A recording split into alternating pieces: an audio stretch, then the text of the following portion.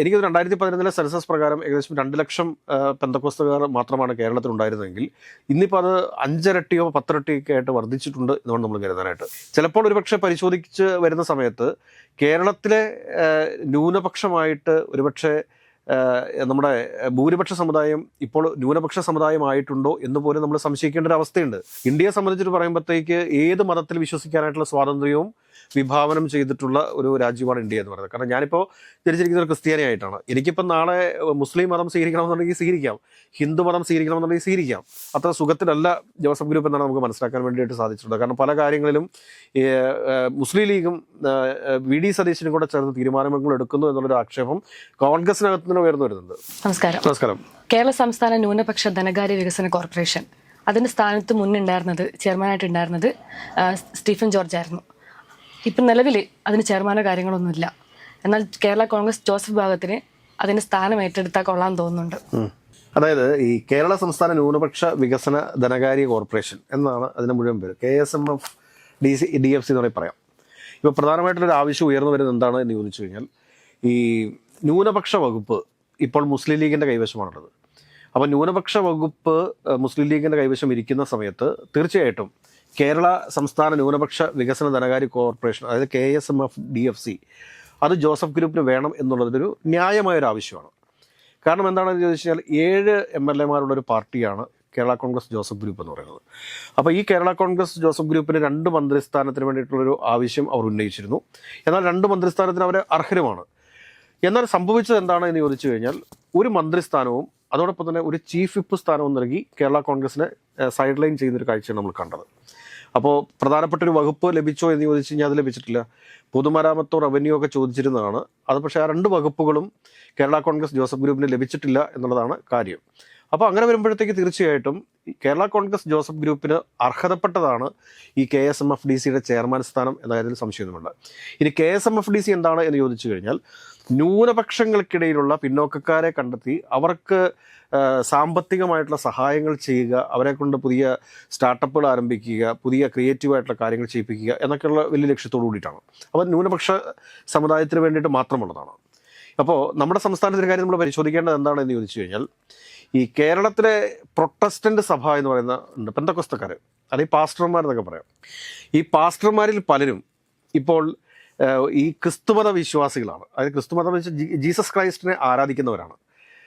എനിക്ക് 2011 സെൻസസ് പ്രകാരം ഏകദേശം 2 ലക്ഷം പെന്തക്കോസ്തുകാർ മാത്രമാണ് കേരളത്തിൽ ഉണ്ടായിരുന്നതെങ്കിൽ ഇന്നിപ്പോൾ അത് 5 ഇരട്ടിയോ 10 ഇരട്ടിയൊക്കെ ആയിട്ട് വർദ്ധിച്ചിട്ടുണ്ട് എന്നാണ് നമ്മൾ കരുതാനായിട്ട്. ഈ കൺവെർഷൻസ് ഒക്കെ നടന്നിരിക്കുന്നത് എവിടെ നിന്നാണ് എന്ന് ചോദിച്ചു കഴിഞ്ഞാൽ, ഹിന്ദു ദളിത് വിഭാഗത്തിൽ നിന്നും അതോടൊപ്പം തന്നെ ഈഴവ വിഭാഗത്തിൽ നിന്നുമാണ് കൂടുതൽ ആളുകൾ ഈ പറഞ്ഞ പെന്തക്കോസ്ത് സഭയുടെ ഭാഗമായിട്ട് ചേർന്നിട്ടുള്ളത്. ഇതൊരു വസ്തുതയാണിത്. ചിലപ്പോൾ ഒരുപക്ഷെ പരിശോധിച്ച് വരുന്ന സമയത്ത് കേരളത്തിലെ ന്യൂനപക്ഷമായിട്ട് ഒരുപക്ഷെ നമ്മുടെ ഭൂരിപക്ഷ സമുദായം ഇപ്പോൾ ന്യൂനപക്ഷ സമുദായമായിട്ടുണ്ടോ എന്ന് പോലും നമ്മൾ സംശയിക്കേണ്ട ഒരു അവസ്ഥയുണ്ട്. കാരണം ന്യൂനപക്ഷങ്ങളിലെ മുസ്ലിം പോപ്പുലേഷൻ ഉണ്ടായിരിക്കുന്ന വർധനവ്, അതോടൊപ്പം തന്നെ ഞാനീ പറഞ്ഞതുപോലെ തന്നെ പെന്തക്കോസ്തൽ സഭയിലേക്ക് ആളുകൾ ഇടിച്ചു കയറുന്നത്, അത് കൂടുതലായിട്ടും ക്രിസ്ത്യൻ മറ്റ് ഇപ്പോൾ മാർത്തോമയെന്നോ ഓർത്തഡോക്സിന്നോ ജാക്കോബൈറ്റിന്നോ CSIന്നോ അല്ലെങ്കിൽ പിന്നെ നമ്മളുടെ റോമൻ കാത്തലിക്സിന്നോ ഒന്നുമല്ല. ഇവർ പോകുന്നത് മുഴുവൻ ഈ പറഞ്ഞ ദളിത് വിഭാഗത്തിൽ നിന്നും അതോടൊപ്പം തന്നെ ഈ പറഞ്ഞ ഈഴവ വിഭാഗത്തിൽ നിന്നുള്ള ആളുകളാണ്. ഇത് വിചാരിച്ച് ഈ 2 വിഭാഗത്തിൽ നിന്ന് മാത്രമല്ല പോകുന്നത്, ഒരുപാട് ആളുകൾ പോകുന്നുണ്ട്. അപ്പോൾ അതിനെയാണ് ഇവിടുത്തെ RSSും ഈ ശശികലയെ പോലുള്ള ആളുകൾ ഇവിടെ വലിയ രീതിയിൽ ക്രിസ്ത്യൻ കൺവേർഷൻ നടക്കുന്നു, അല്ലെങ്കിൽ മറ്റ് ന്യൂനപക്ഷ കൺവേർഷൻസ് ഇവിടെ കൂടുതലായിട്ട് നടക്കുന്നു എന്നുള്ള രീതിയിൽ പറയുന്നത്. അപ്പോൾ ഇപ്പോൾ നമ്മളെ സംബന്ധിച്ചിട്ട് കേരള കോൺഗ്രസ് ജോസഫ് ഗ്രൂപ്പ് ഉന്നയിക്കുന്ന ഈ ഒരു ആവശ്യം അത് ഏറെ പ്രസക്തമാണ്. അതുകൂടാതെ തന്നെ പെന്തക്കോസ്ത് സഭയിൽ ഇവിടെ വിശ്വാസികളായിട്ട് വന്നിട്ടുള്ള ആളുകളെ ന്യൂനപക്ഷത്തിൽ ഉൾപ്പെടുത്താൻ സാധിക്കുമോ എന്നുള്ളതൊരു പ്രധാനപ്പെട്ട ചോദ്യമാണ്. ഈ ചോദ്യത്തിനൊക്കെയുള്ള ഒരുപാട് മറുപടികൾ സംസ്ഥാന സർക്കാരുകളും കേന്ദ്ര സർക്കാരുകളും നൽകേണ്ടതുണ്ട്. ഈ പറഞ്ഞ ഇവരെ പെന്തക്കോസ്ത് ആയി കഴിഞ്ഞാൽ ആ പെന്തക്കോസ്തുകാർക്ക് ഏത് രീതിയിലാണ് ഏത് കാസ്റ്റായിട്ടാണ് അവരെ കാണുന്നത്, പെന്തക്കോസ്ത് എന്ന് എഴുതി കഴിഞ്ഞാൽ അതിന് ക്രിസ്ത്യൻ ന്യൂനപക്ഷങ്ങൾക്ക് കിട്ടുന്ന ആനുകൂല്യങ്ങൾ ഈ പറഞ്ഞ ഹിന്ദു സഹോദരൻ അതായത് മറ്റ് ഭൂരിപക്ഷ മതത്തിൽ നിന്ന് കൺവേർട്ട് ചെയ്ത് വന്നിരിക്കുന്ന ആളുകൾക്ക് ലഭ്യമാകുമോ എന്നൊക്കെയുള്ളത് വളരെ വലിയൊരു വിഷയമാണ്.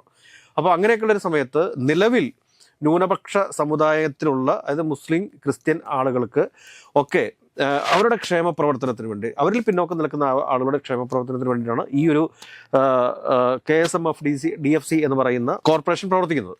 ഇത്ര ഒരു കൺവേർഷൻ എന്തുകൊണ്ടായിരിക്കാം ഇത്ര അധികം നടന്നിട്ടുണ്ടാവുക? കൺവെർഷന് നടക്കാനായിട്ട് പല കാര്യങ്ങളുണ്ട്. ഒന്നെന്താണെന്ന് വെച്ച് കഴിഞ്ഞാൽ മനുഷ്യരുടെ ദാരിദ്ര്യം ഉണ്ടാകുമായിരിക്കും. പിന്നെ ചില വിശ്വാസങ്ങൾ. ഇന്ത്യയെ സംബന്ധിച്ചിട്ട് പറയുമ്പോഴത്തേക്ക് ഏത് മതത്തിൽ വിശ്വസിക്കാനായിട്ടുള്ള സ്വാതന്ത്ര്യവും വിഭാവനം ചെയ്തിട്ടുള്ള ഒരു രാജ്യമാണ് ഇന്ത്യ എന്ന് പറയുന്നത്. കാരണം ഞാനിപ്പോൾ ജനിച്ചിരിക്കുന്ന ഒരു ക്രിസ്ത്യാനിയായിട്ടാണ്. എനിക്കിപ്പോൾ നാളെ മുസ്ലിം മതം സ്വീകരിക്കണമെന്നുണ്ടെങ്കിൽ സ്വീകരിക്കാം, ഹിന്ദു മതം സ്വീകരിക്കണമെന്നുണ്ടെങ്കിൽ സ്വീകരിക്കാം. ഇപ്പോൾ നോക്കും, മാധവിക്കുട്ടിയൊക്കെ ഒടുവിൽ മുസ്ലിം മതത്തിലേക്ക് കൺവേർട്ടായി നമ്മൾ കണ്ടതാണ്. അപ്പോൾ അങ്ങനെയുള്ള ഒരുപാട് മതപരിവർത്തനങ്ങൾ നമ്മുടെ സംസ്ഥാനത്ത് നടക്കുന്നുണ്ടെന്നുള്ള ഒരു യാഥാർത്ഥ്യം തന്നെയാണ്. അതിനകത്ത് നമ്മൾ ആ യാഥാർത്ഥ്യത്തെ മറച്ചു വെച്ചിട്ട് മുമ്പോട്ട് പോയിട്ട് കാര്യമൊന്നുമില്ല. അപ്പം കേരള കോൺഗ്രസ് ജോസഫിനെ സംബന്ധിച്ചിട്ട് അവരുടെ ഈ ഒരു ആവശ്യം വളരെ മാന്യമായിട്ടുള്ളതാണ്. അപ്പോൾ എന്താണ് എന്ന് ചോദിച്ചു കഴിഞ്ഞാൽ, ഇപ്പോൾ ജോസഫ് ഗ്രൂപ്പിനകത്ത് നമ്മൾ പരിശോധിക്കുന്ന സമയത്ത് ഒരുപാട് നേതാക്കന്മാരാണ്. അതിപ്പോൾ PC തോമസിൽ തുടങ്ങിക്കഴിഞ്ഞാൽ ഒരുപാട് നേതാക്കന്മാർ, സീനിയർ ആയിട്ടുള്ള നേതാക്കന്മാരുള്ളൊരു പാർട്ടിയാണ് ഈ ജോസഫ് ഗ്രൂപ്പ് എന്ന് പറയുന്നത്. അപ്പോൾ അവരെ സംബന്ധിച്ചിട്ട് ഇതുപോലുള്ള ചെയർമാൻഷിപ്പൊക്കെ കിട്ടാത്ത പക്ഷം ഇവരെയൊക്കെ എങ്ങനെ അക്കോമഡേറ്റ് ചെയ്യും? അങ്ങനെ അക്കോമഡേറ്റ് ചെയ്യാൻ പറ്റാത്തൊരു സാഹചര്യം ഉണ്ടായിക്കഴിഞ്ഞാൽ അത് വലിയ കുഴപ്പങ്ങളിലേക്ക് പോകും.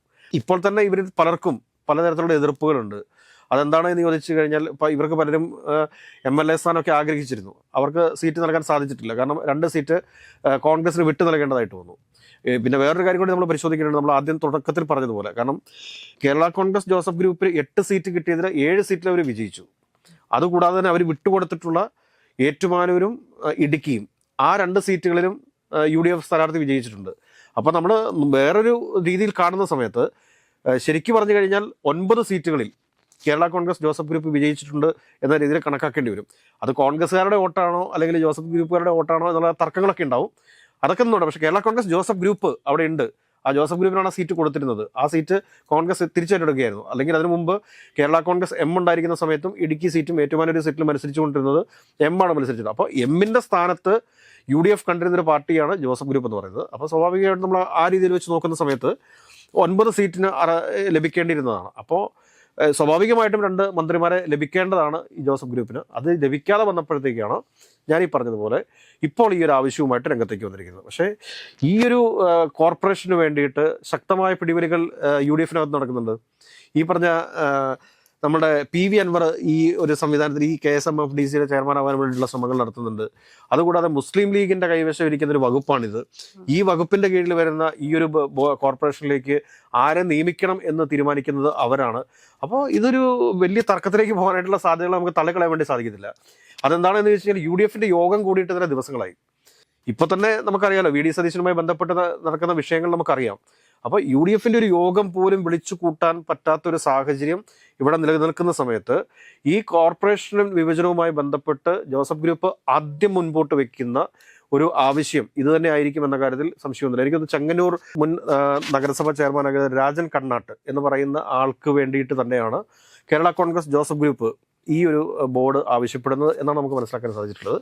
ഏതായാലും ഒരു കാര്യം പറയാം, ഈ കേരള സംസ്ഥാന ന്യൂനപക്ഷ വികസന ധനകാര്യ കോർപ്പറേഷൻ എന്ന് പറയുന്ന കോർപ്പറേഷന് വേണ്ടിയിട്ട് ജോസഫ് ഗ്രൂപ്പും മുസ്ലിം ലീഗുമായിട്ട് തർക്കമുണ്ടാകും. കാരണം ജോസഫ് ഗ്രൂപ്പിന് അവകാശപ്പെട്ട മന്ത്രിസ്ഥാനം 2ാം മന്ത്രിസ്ഥാനം നിഷേധിച്ചിരിക്കുന്നു. എന്നാൽ ലീഗിന് 5ാം മന്ത്രിസ്ഥാനം യാതൊരുവിധ ചർച്ചയും കൂടാതെ നൽകിയിരിക്കുന്നു.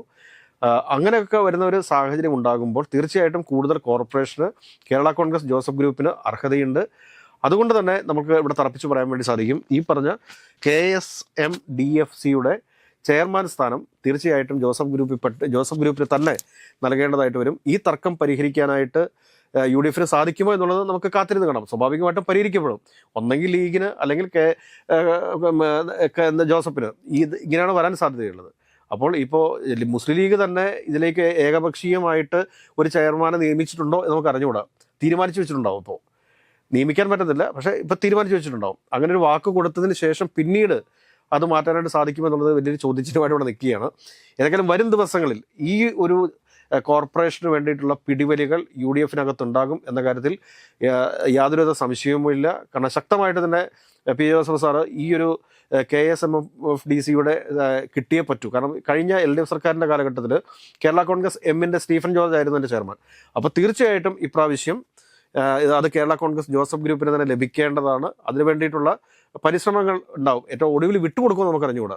ഇനിയിപ്പോൾ ഈ ലീഗാണ് നിൽക്കുന്നത്. തൊട്ടപ്പുറത്ത് ലീഗാണ് നിൽക്കുന്നത്. പക്ഷേ ലീഗുമായിട്ട് അത്ര സുഖത്തിലല്ല ജോസഫ് ഗ്രൂപ്പ് എന്നാണ് നമുക്ക് മനസ്സിലാക്കാൻ വേണ്ടിയിട്ട് സാധിച്ചിട്ടുണ്ട്. കാരണം പല കാര്യങ്ങളിലും ഈ മുസ്ലിം ലീഗും VD സതീശനും കൂടെ ചേർന്ന് തീരുമാനങ്ങൾ എടുക്കുന്നു എന്നുള്ളൊരു ആക്ഷേപം കോൺഗ്രസിനകത്ത് തന്നെ ഉയർന്നു വരുന്നുണ്ട്. കോൺഗ്രസിനകത്ത് തന്നെ ഉയർന്നു വരുന്നുണ്ടെന്നുള്ള കാര്യം നമ്മൾ മനസ്സിലാക്കാതെ പോകരുത്. ഇതിപ്പോൾ എന്താ വെച്ച് കഴിഞ്ഞാൽ ഇപ്പോൾ എം ലിജുക്കൊക്കെ ഈ നമ്മുടെ ബക്കാടി വിഷയത്തിൽ അതായത് 20% കണ്ടന്റ് ഉള്ളത് നേർപകുതി നികുതി 50% നികുതി കുറച്ച് കൊടുത്തതായിട്ട് ബന്ധപ്പെട്ട് എം ലിജു ഒക്കെ അതിശക്തമായ വിയോജിപ്പുണ്ട്. ആ വിയോജിപ്പ് ഏത് രീതിയിൽ നാളെ VD സതീശൻ മുസ്ലിം ലീഗ് ബന്ധത്തെ ബാധിക്കും എന്ന് നമുക്ക് കണ്ടറിയേണ്ടതുണ്ട്. അതുകൂടാതെ തന്നെ ഇപ്പോൾ ഈ KSMF DFCക്ക് വേണ്ടിയിട്ട് മുസ്ലിം ലീഗും കേരള കോൺഗ്രസ് ജോസഫും നമ്മളുടെ പിടിവലി അതും എവിടെ ചെന്ന് അവസാനിക്കും എന്നുള്ളത് നമുക്ക് കാത്തിരുന്ന് കാണാം.